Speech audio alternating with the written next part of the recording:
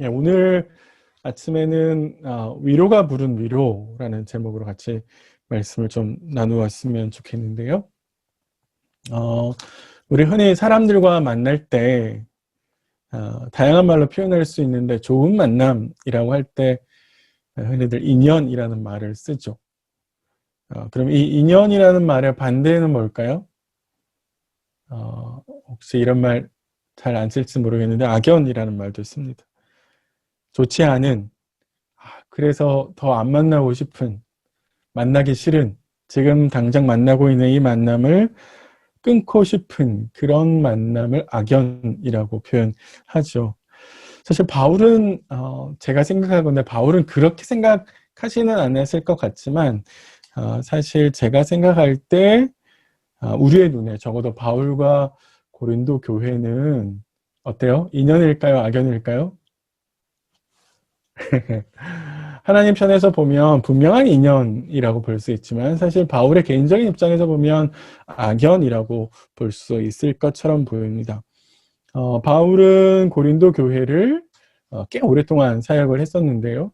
바울이 전도여행하면서 고린도 교회를 세웠죠. 그리고 바울은 그가 사역하는 도시들 중에서 두 번째로 가장 긴 시간, 에베소에서 바울이 한 3년 머물렀고 그 다음으로 많았던 곳이 바로 고린도였는데 고린도는 거의 1년 반 가까운 시간 동안 바울은 여기서 사역을 했습니다. 고린도 전서를 보냈고요. 그리고 또 바울은 두 번째 방문을 했었는데 참 바울이 공을 들이고 신경을 쓴 것만큼 거꾸로 고린도 교회는 바울의 가르침을 무시하고 바울의 사도직도 무시하고 받아들이지 않고 바울이 두 번째 방문했을 때 공개적으로 바울의 가르침을 저항하기도 했고 그래서 바울은 쓰라린 마음으로 돌아와서 눈물로 편지를 써야만 하는 그런 상황이었습니다. 그러니까 사실 바울과 고린도 교회의 만남은 바울의 개인적인 입장에서 또 인간적인 측면에서 보면 바울이 사역했던 교회 중에 가장 힘들었던 교회였기 때문에 바울에게서는 악연이라고 볼 수도 있죠. 사실 이제 이렇게 보면 바울에게 고린도 교회는 아픈 손가락이고 그야말로 아픔이고 그야말로 고통일 수 있습니다. 참 고린도 교회는 바울에게 다른 교회에 비교해 보면 상대하기 어려운 교회이고 또 외면하고 포기하고 싶은 그런 상대일 수 있습니다. 자, 그런데 바울은 그렇게 포기하고 싶은 교회에다가 오늘 우리가 함께 읽었던 이 고린도 후서를 보내고 있는 거거든요. 그 고린도 후서를 보내면서 바울은 그들에게 이렇게 말로 시작을 하죠. 1절과 2절인데요. 다시 한번 볼까요? 한번 같이 읽어보겠습니다. 하나님의 뜻으로 말미암아 그리스도 예수의 사도된 바울과 형제 디모데는 고린도에 있는 하나님의 교회와 또 온 아가야에 있는 모든 성도에게 하나님 우리 아버지와 주 예수 그리스도로부터 은혜와 평강이 있기를 원하노라. 바울이 자신을 뭐라고 표현하는지 보세요. 바울은 자기를 소개할 때 예수의 사도라고 소개를 하죠. 예수의 사도라는 말은 예수에게 속해서 예수가 시키는 대로 하는 사람, 예수가 가라 그러면 가고 예수가 멈추라 그러면 멈추는 사람이라는 거죠. 만약에 예수님께서 고린도 교회를 향한 마음이 거두지 않으시면 바울은 거둘 수가 없는 거죠. 그래서 예수의 사도라고 하는 바울의 이 소개 속에는 사실 주님이 고린도 교회를 포기하지 않는 한, 주님이 고린도 교회를 바울에게 더 이상 사역하지 마라고 말씀하지 않는 한 바울도 포기할 수 없는, 그래서 바울은 주님의 사도로서 고린도 교회를 향해서 자신의 이 사역을 포기하지 않고 접지 않고 계속해서 하겠습니다 라고 하는 바울의 의지가 개인적으로 담겨져 있는 표현이라고 볼 수 있습니다. 그래서 바울은 목회자로서 고린도 교회를 끝까지 포기하지 않고 가겠다라고 이야기하는 것이죠. 그래서 이런 책들 제목처럼 바울은 고린도 교회를 주님이 버리지 않으셨기 때문에 자신도 버리지 않겠다라고 이야기를 합니다. 그런데 재미있는 거는 바울의 입장에서 보면 고린도 교회는 말도 많고 탈도 많은 그런 교회인데요. 근데 그 고린도 교회를 향해서 바울이 뭐라고 부르고 있습니까? 1장 1절 후반절에 잠깐 보세요. 고린도에 있는 어떤 교회요? 하나님의 교회라고 이야기를 하잖아요. 우리가 알고 있는 고린도전서, 우리가 알고 있는 고린도후서, 우리가 잘은 모르지만 바울이 펴낸 눈물의 편지, 그리고 바울의 2차 방문, 그런 것들을 종합해서 우리가 하나씩 하나씩 살펴보면 사실 이 편지들 속에서 묻어나는 고린도 교회는 이게 하나님의 교회 맞나? 하나님의 교회라고 부를 수 있나? 싶을 정도로 말도 많고 탈도 많은 그런 교회였었거든요. 그러니까 사실 하나님의 교회라고 말할 수 없는 그런 교회죠. 사실 바울에게선 더욱 그럴 수 있습니다. 아까 말씀드렸듯이 교회를 세웠던 바울을 고린도 교회는 오히려 밀어내고 있거든요. 바울의 가르침도 무시하고 바울이 더 이상 고린도 교회에 사역하지 않게 만들려고 하는 듯한 움직임도 교회 안에 많이 있었습니다. 바울이 진짜 그리스도 사도 맞는가라고 의심도 했었고요. 오히려 다른 복음을, 잘못된 복음을 전하는 사람들을 수용하고 그들을 받아들이고 그들의 자랑을 담아서 자랑할 거리가 없는 바울을 무시하기도 했죠. 사실 그렇게 보면 고린도 교회는 하나님의 교회라고 부를 수 없는 사람들이죠. 그리고 사실 하나님의 교회라고 부를 수 없다라는 이 사실은 그 누구보다도 바울이 잘 알고 있었을 겁니다. 그리고 사실 이 문제 때문에 누구보다도 마음 아파하고 힘들어했던 사람이 바로 바울이었죠. 그럼에도 불구하고 바울은 고린도 교회를 하나님의 교회라고 부릅니다. 그러니까 우리가 생각해야 될 건 왜 바울이 진짜 하나님의 교회답지 않은 교회에게 하나님의 교회라고 부를까라고 생각할 수 있는데요. 그건 왜냐하면 어쩌면 그러기 때문에 하나님의 교회로서 모습을 보여주지 못하기 때문에 바울은 그들에게 하나님의 교회라고 말하고 있는지도 모릅니다. 사실 고린도 교회는 너무 많은 문제를 가지고 있었죠. 교회라고 부르기에는 부끄러울 정도로 안에 싸움도 많았었고 나쁜 성적인 범죄들도 많았었죠. 성찬도 제대로 지키지 못하고 있는 그런 교회였습니다.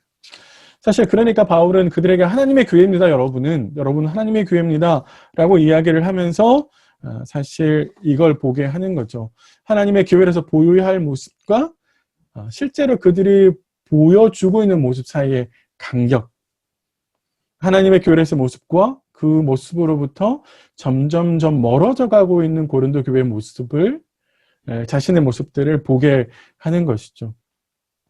그래서 그들의 정체성과 그들의 실제 모습 사이의 간격을 보게 하는 겁니다.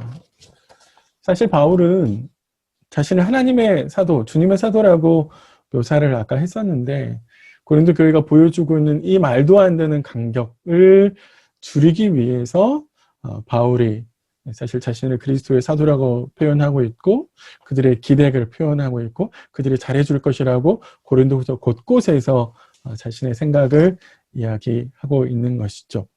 그래서 정말로 하나님의 교회가 하나님의 교회답지 않기 때문에 사실 바울은 그 교회가 하나님의 교회로 잘 서갈 수 있도록 사역을 하고 있는 것이죠.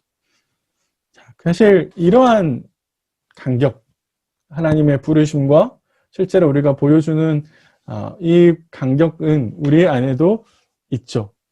하나님이 우리를 부르신 모습, 거룩하고 흠이 없는 온전한 아들로서의 모습은 하나님이 우리를 부르신 모습인데 사실 이 땅의 삶을 살아가는 실제로 살고 있는 내 모습은 하나님의 그 부르심과는 거리가 있고 간격이 있죠. 이 간격이 굉장히 클 수 있죠.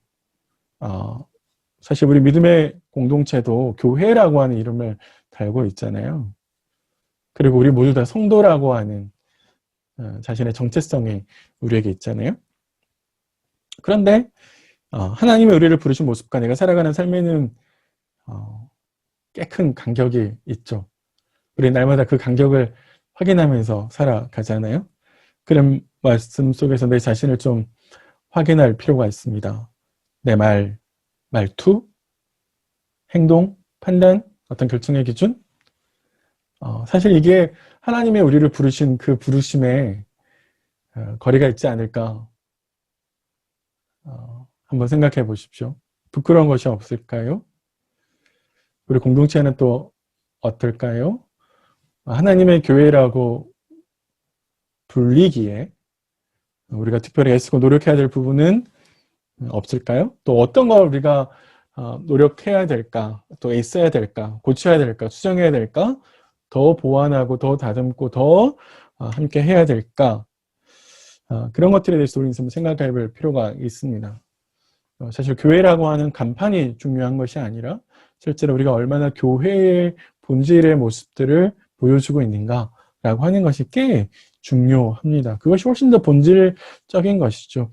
수천, 수백, 수만 명의 사람들이 모인다 할지라도 그게 중요한 것이 아니라 실제로 그들 안에서 하나님의 성도로서 하나님의 교회로서의 본질이 있고 그런 부르심의 모습이 합당한 모습이 드러나고 있는가가 굉장히 중요합니다. 신앙은 그래서 신앙에 자라간다라고 하는 것 혹은 신앙에 성숙해 간다라고 하는 것은 사실 부르신 모습과 내 실제 모습 사이의 간격을 하루 가면서 점점점 줄여가는 것이죠. 예, 신앙의 연수가 쌓일수록 이 간격을 줄여가는 겁니다. 누구도 이 간격이 완벽하게 그러니까 완벽하게 일치할 수 있는 사람은 없거든요. 다만 우리는 주님 오실 때까지 이 간격을 줄여가는 겁니다. 그것이 신앙에 자라가는 것이고 신앙에 성숙해 가는 것이죠. 근데 이제 문제는 바울에게 고린도 교회가 사실 이 간격이 좁혀지지 않는 것에 사실 고린도 교회에 문제가 있었고 바울이 어려움이 있었습니다. 사실 그 간격이 바울에게는 굉장히 큰 절망이고 어려움이었죠.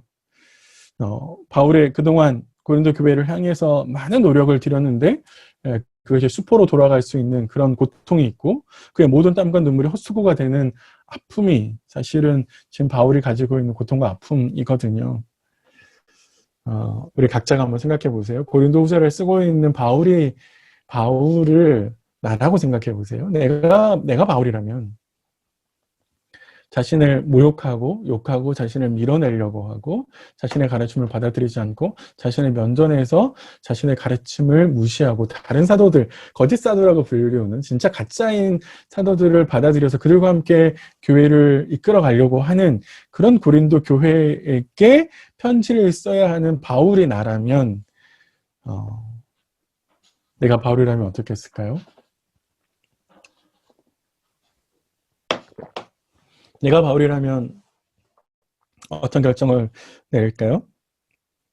우리는 사실 인사를 마치고 나서 곧바로 3절부터 쭉 써내려가는 바울의 이 이야기 속에서 사실 바울의 고린도 교회를 향한 태도를 읽을 수 있습니다. 3절과 4절인데요. 다시 한 번만 좀 읽어볼까요? 3절 4절입니다. 찬송하리로다. 그는 우리 주 예수 그리스도의 하나님이시요 자비의 아버지시요 모든 위로의 하나님이시며 우리의 모든 환난 중에서 우리를 위로하사 우리로 하여금 하나님께 받는 위로로서 모든 환난 중에 있는 자들을 능히 위로하게 하시는 이시로다.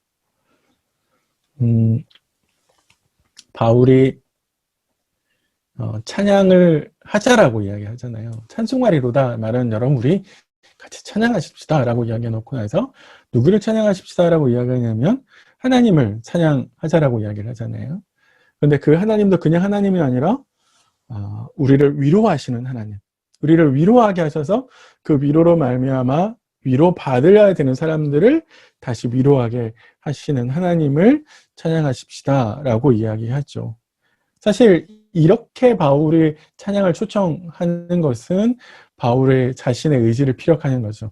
현실에서 펼쳐지는 상황을 보면 좌절할 수밖에 없잖아요. 고린도 교회가 진짜로 바울의 말을 안 들었거든요. 자신을 대놓고 무시하는 교회였단 말이에요. 그런 상황을 보면 사실 나중에 가서 바울이 살 소망을 잃었다라고 할 정도로 바울의 사역은 힘들고 어려웠습니다. 실제로 바울은 아시아에서 당한 절망적인 상황을 소개하는데요. 8절 이하를 보시면 바울은 이렇게 이야기를 합니다. 나는 거기에서 살 소망을 잃었다라고 이야기하죠. 자신의 차례를 기다리는 사형수처럼 목을 매달아야 되는 그래서 그 자신의 차례를 기다리는 마치 사형수처럼 바울은 죽음의 문턱에 있었다고 이야기를 합니다. 그런데 바울은 그렇게 죽음의 문턱에서 있을 때 하나님의 놀라운 구원의 기적을 경험하게 되죠. 그래서 바울은 이 경험에서 중요한 것을 경험하게 되는데, 그건 뭐냐면 바로 고난은 사인이라는 겁니다. 일종의 사인. 바울이 깨달은 건 뭐냐면 고난은 오케이, 하나님을 의지하라라고 하는 사인인 거죠. 하나님은 우리에게 신호를 보내시는 거죠. 지금은 나를 의지해야 될 때야. 나를 더욱 붙들어야 될 때야. 더욱 기도해야 될 때야. 더욱 하나님의 말씀을 지키고 보아야 할 때야. 라고 하는 사인을 보내주시는 거라고 깨달았다는 거죠. 그거를 바울은 9절 하반절에서 이렇게 이야기를 합니다. 이는 우리로 자기를 의지하지 말고 오직 죽은 자를 다시 살리시는 하나님만 의지하게 하심이라 라고 이야기를 합니다. 이런 말 가끔씩 쓰죠. 인풋, 무슨 말입니까? 안으로 들어오는 거죠. 아웃풋은 밖으로 나가는 겁니다. 사람은 기본적으로 들어온 대로 나가요. 그렇죠? 우리가 먹은 것대로 밖으로 나가죠. 그건 뭐 예수님께서도 하셨던 말씀입니다. 어떤 것에 자극을 받으면 반응하게 되어 있죠. 고난이 들어오면, 우리에게 고난이 들어오면 뭐가 나와요? 불평이 나오죠. 그거는 어쩔 수 없는, 우리가 인간이기 때문에 어쩔 수 없는 것이다 라고 볼 수 있습니다. 근데 우리 안에 있는 믿음은, 우리 안에 있는 신앙은 사실 고난이 들어오면 고난을 불평으로 내뱉는 것이 아니라 고난을 기도로 바꾸죠. 고난을 하나님을 향한 의지로 바꾸고 고난을 하나님을 향한 믿음으로 바꾸는 것이 우리 안에 있는 믿음이죠. 그래서 성도의 아웃풋은 고난을 불평으로 만드는 아웃풋이 아니에요. 성도의 아웃풋은 고난의 시간이 오면, 고난의 시간이 왔기 때문에 더욱 하나님을 의지하면서 그분을 바라보는 사람들입니다. 그분에게 더욱 간구하면서 그분의 힘을 더욱 빌며 그분의 방식을 다시 되새기면서 타협할 수 있는 모든 가능성을 다 배제하고 철저하게 말씀대로, 말씀의 가르침대로 정직하게 진실하게 살아가려고 애쓰는 사람, 그것을 아웃풋으로 만들어내는 사람들, 그게 바로 성도이죠. 그래서 고난은 우리의 살점이 떨어져 나가는 고통스러운 시간이긴 맞죠. 그건 부정할 수 없는 사실입니다. 내 삶을 고통으로 가득 채우는 시간이죠. 힘겹고 어려운 시간입니다. 경제적으로 굉장히 어렵고 힘든 시기 가운데 우리가 있습니다. 코로나 때문에 한치 앞을 볼 수 없는, 수입이 없는 그런 상황이 우리에게 계속 펼쳐지고 있고, 또 이게 언제 괜찮아질지 장담할 수 없는 그런 시간들 속에 살고 있죠. 그런 고통의 시간들이 하루하루 우리 안에서 계속되고 있습니다. 성도는 이런 고난의 시간들을 속에서 사실 하나님을 바라보는데, 그래서 고난은 우리 안에 있는 믿음의 세포들을 일깨우는 거죠. 우리 안에 믿음의 DNA를 일깨우는 거고 믿음의 반응을 일으키는 겁니다. 믿음의 반응을 요구하는 사인이라는 거죠. 하나님께서 고난 가운데서 우리에게 믿음의 사인을 요구하는 것입니다. 그래서 그냥 하나님이 아니라 죽은 자를 살리시는 하나님. 바울은 그의 편지에서 하나님의 능력을 극대화시켜서 최대한으로 보여주고 싶을 때 이 말을 씁니다. 죽은 자를 살리시는 하나님. 성경에서는요, 고대 세계에서는 죽은 자를 살리시는 것은 하나님밖에 없다고 생각했어요. 그건 진짜 능력 있는 신이 하는 거라고 생각했거든요. 근데 바울은 그 하나님을 죽은 자를 살리시는, 그래서 죽었던 자들 쪽에서 예수 그리스도를 부활시키신, 그래서 그 예수와 마찬가지로 우리를 부활시킬 수 있는, 다시 살릴 수 있는 바로 그 능력의 하나님을 바라보게 됐다. 그래서 우리에게 그것이 필요하다라고 이야기하는 것이죠.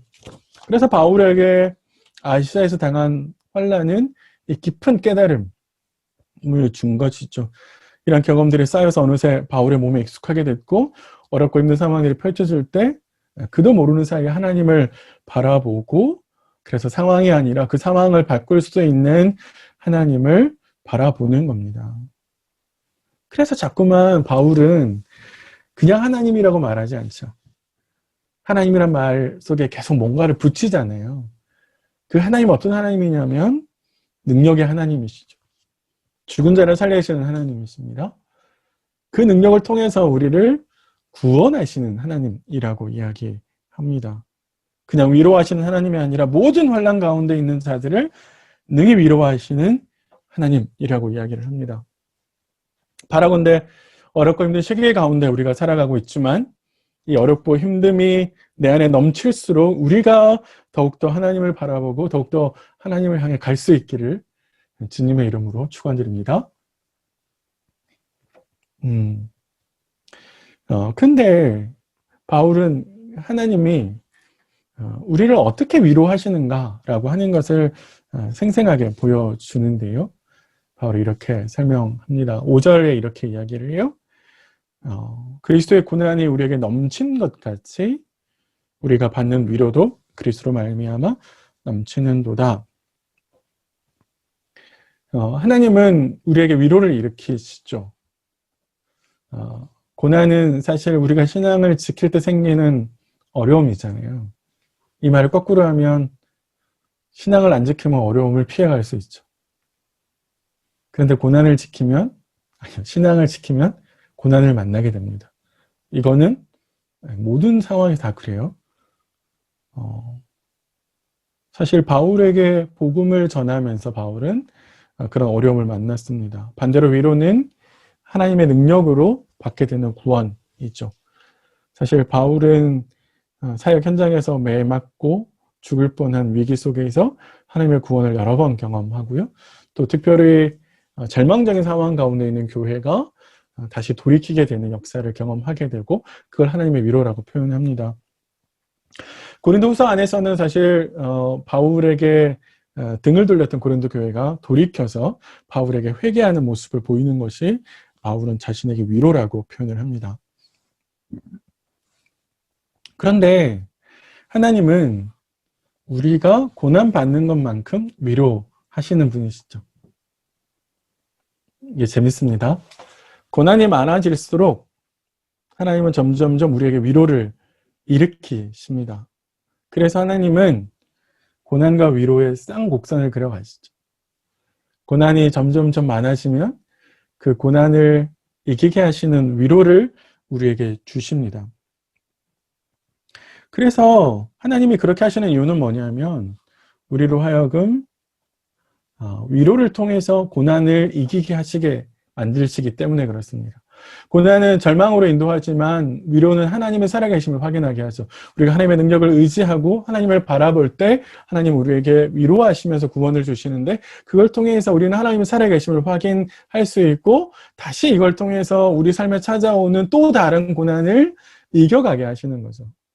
그러니까 하나님은 우리의 구원을 하시고 능력을 베푸셔서 위로하시고 이 위로를 통해서 또다시 내 삶에 찾아오는 고난을 이기게 극복하게 만들어 가신다라는 겁니다. 우리가 근데 여기서 착각하지 말아야 할 게 있는데요. 바울이 고난은 위로를 가지고 옵니다 라고 말하지 않는다는 겁니다. 모든 고난받는 사람들이 다 하나님의 위로를 자동적으로 경험하는 거예요 라고 바울이 말하지 않아요. 모든 사람이 고난을 경험한다고 해서 모든 사람이 다 하나님의 위로를 받는 건 아닙니다. 위로는 하나님이 가지고 오시는 것이죠. 그게 무슨 말이냐면 하나님은 자신을 바라보는 이에게 그분을 의지한 이들에게만 위로를 하시는 거죠. 그래서 위로는 하나님을 바라며 그분을 의지한 이들이 경험하는 특권입니다. 그러니까 하나님을 의지하지 않으면 위로를 받을 수 없겠죠. 하나님의 구원을 경험할 수 없을 겁니다. 하나님의 구원을 경험하지 못하고 위로를 받지 못하면 고난을 이기게 되는 힘을 얻지 못하죠. 그래서 좌절하게 되고 좌절하게 되면 다시 신앙으로 살기가 굉장히 어려워지죠. 그래서 위로의 선순환이 우리 삶에 계속해서 일어나야 되는데 위로의 선순환이 아니라 불신의 악순환이 계속되는 거죠. 하나님은 우리가 고난이 오는 것만큼 하나님을 바라보기를 원하시고, 그래서 하나님은 우리를 위로하기를 바라십니다. 우리 안에 구원을 주시고 우리 안에 위로를 일으키길 바라십니다. 왜냐하면 하나님은 우리가 하나님의 위로가 없이는 살 수 없는 존재라고 하는 것을 너무 잘 아시거든요. 우리 이 시간, 이 순간 하나님의 위로가 없으면, 하나님의 간섭하심이 없으면, 하나님의 구원이 없으면 우리는 살 수 없는 사람들이잖아요. 하나님의 보살핌이 없이는 잠시라도 살 수 없는 존재라고 하는 것을 하나님 너무 잘 아시거든요. 그래서 하나님은 끊임없이 우리를 위로하려고 하시고, 그 위로로 다시금 우리 삶에 찾아오는 고난을 이기게 하시는 거죠. 하나님은 어떤 분이시냐면 내 안에서 위로를 만들어내시는 분이십니다. 하나님 주시는 위로가, 하나님의 구원이, 하나님의 능력이 오늘 이 시간 함께 예배드리는 우리 모두 가운데 있기를 간절히 바랍니다. 하지만 기억해야 될 것은 우리 안에 신뢰가 없다면, 우리가 하나님의 말씀에 대한 순종이 없다면, 그분의 말씀대로 살려고 하는 애씀이 없다면 우리는 하나님의 위로를 보지 못할 것입니다. 바울은 또 다른 측면에서 우리에게 위로의 순환을 보여주는데요. 하나님은 위로를 통해서 또 다른 위로를 일으키시는 걸 볼 수 있습니다. 바울은 하나님이 일으키시는 설명을 또 다르게 이야기하는데요. 하나님이 나에게 주시는 위로는 내 안에서 끝나고 사라지는 게 아닙니다. 하나님은 한 사람의 위로를 통해서 공동체 전체를 위로하시는데 6절에 이걸 보여줍니다. 6절을 한번 같이 보실까요? 우리가 환난 당하는 것도 너희의 위로와 구원을 받게 하려는 것이요, 우리가 위로를 받는 것도 너희가 위로를 받게 하려는 것이니 이 위로가 너희 속에 역사하여 우리가 받는 것 같은 고난을 너희도 견디게 하느니라. 이게 무슨 말일까요? 바울은 고난 가운데 있었죠. 그런데 바울이 말씀대로 사역을 했습니다. 말씀을 지켰습니다. 그때 하나님께서 구원의 경험을 하게 하시고 바울을 위로하셨어요. 그리고 이 위로를 통해서 바울이 또 만나게 되는 다른 고난을 극복하게 하셨습니다. 그런데 이거 바울의 고난과 하나님의 위로가 바울의 개인적인 삶에서 끝나는 것이 아니라, 바울은 어떻게 설명하냐면 그 바울이 받은 위로가 누구에게요? 고린도 교회에게 위로가 된다는 거죠. 바울이 하나님의 말씀대로 갔더니 하나님의 위로를 받는구나, 하나님의 구원을 받는구나, 하나님 진짜 살아계시는구나, 하나님 이렇게 역사하시는구나 라고 하는 그 사실이 고린도 교회를 위로하게 하고, 그 위로가 고린도 교회를 하여금 고린도 교회가 만나는 또 다른 고난을 극복하게 만드는 힘이 되어준다라고 바울은 설명하고 있는 겁니다. 그래서 하나님은 이렇게 역동적인 위로의 순환을 일으키시는 거죠. 한 개인의 삶에서 고난을 이기는 위로를 주시고, 한 개인의 삶에 주신 그 위로가 다시 공동체 안에서 효과를 일으켜서 한 사람이 받은 위로를 통해서 공동체 전체가 다시 위로받게 하시는 것을 볼 수 있습니다. 나비 효과라는 말 들어보셨죠? 우리 자주 쓰는데, 나비의 작은 날개짓이 날씨를 바꾼다라고 하는 말에서 나왔잖아요. 그래서 이렇게 나비의 작은 파동, 일으키는 파동이 바꾼다라고 이야기를 하는데, 아주 작고 사소한 행동이 나중에 커다란 변화를 가져온다라고 할 때 이 말을 씁니다. 바울 한 사람 바울의 받은 위로가 사실은 고린도 교회 전체를 위로하게 하죠. 바울은 한 사람이지만 하나님은 그의 믿음을 통해서 고린도 교회 전체를 위로로 물들이시는 걸 볼 수 있습니다. 그래서 어렵고 힘들수록 우리에게 필요한 거는 나부터 믿음으로 서려고 애쓰는 노력들이 필요합니다. 내가 믿음으로 설 때 하나님은 이를 통해서 공동체를 도전하시고 위로하시죠.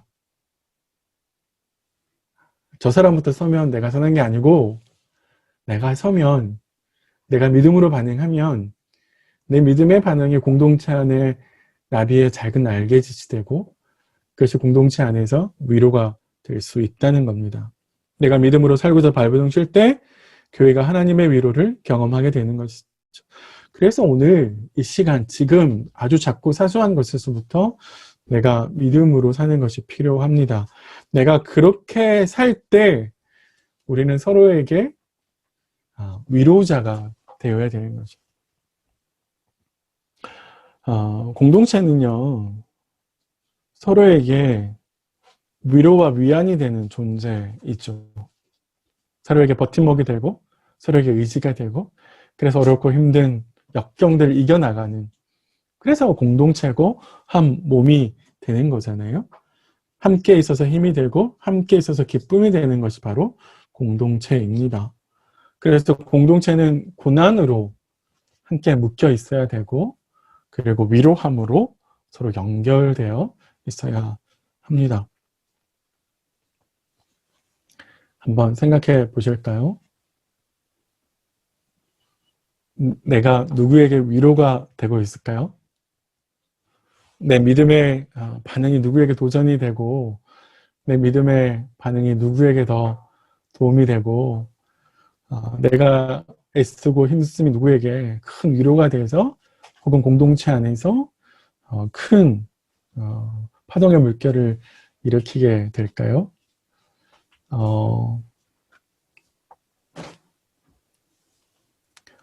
오히려 누구에게 걱정이 되고 혹 누구에게 염려를 끼치고 서로에게 위로가 되고 안위가 되고 기쁨이 돼야 되는데 혹 그 반대의 모습이 내가 보여주고 있는 건 아닐까 한번 생각해 보셨으면 좋을 것 같고요. 또 하나님께서 나에게 오셔서 나를 위로하시듯이 우리가 또 위로해 주어야 될 사람들은 누가 있을까 주위를 좀 둘러보셨으면 좋겠습니다. 하나님의 위로의 통로로서 내가 누구에게 찾아가서 누구에게 위로가 되어주고 내게 찾아오신 하나님을 소개시켜 줘야 될 분은 누구이고 하나님이 어떻게 나를 위로하시는지 보게 하셔야 되는 또 하나님이 그렇게 마음속에 내게 도전하고 있는 그런 사람들은 누구일까 한번 생각해 보셨으면 좋겠습니다. 가까운 곳에 있을 수 있거든요. 네, 가까운 곳에 힘들고 어려운 지체들이 있을 수 있거든요. 가까운 곳에서 사실 나의 위로를 필요로 하고 내가 통로가 되어서 하나님의 위로를 전달해 주어야 될 사람들이 가까운 곳에 있을 수 있습니다. 한번 돌아보셨으면 좋겠습니다. 우리 공동체 안에 나의 위로와 내가 평안을 전달해 주어야 될 사람은 누구일까? 한번 고민해 보셨으면 좋겠습니다. 말씀을 정리해 볼까요? 바울은 우리에게 부르심과 나의 삶의 간격을 줄여야 된다. 그것이 우리가 신앙인으로서 가지는 정체성이라고 이야기를 하고요. 더 나아가서 하나님의 위로하시는 은혜를 흘려보내야 된다라고 이야기를 합니다. 어렵고 힘든 시간들이 계속해서 흘러가고 있는데요. 이 고통의 시간들이 하나님의 능력으로, 하나님의 위로로, 그리고 서로를 향한 위로로 채워줄 수 있었으면 좋겠습니다. 더 바라건대 우리 공동체 안에 있는 모든 지체들이 우리가 서로에게 위로자가 되어 주었으면 좋겠습니다. 우리가 서로에게 기쁨이 되고 서로에게 힘이 되고 서로에게 의지가 될 수 있기를 간절히 바랍니다. 내 안에 역사하시는 하나님의 은혜가 하나님의 위로가 내 주변 모든 사람들에게 흘러가는 그런 한 주가 되시기를 주님의 이름으로 간절히 기도드립니다.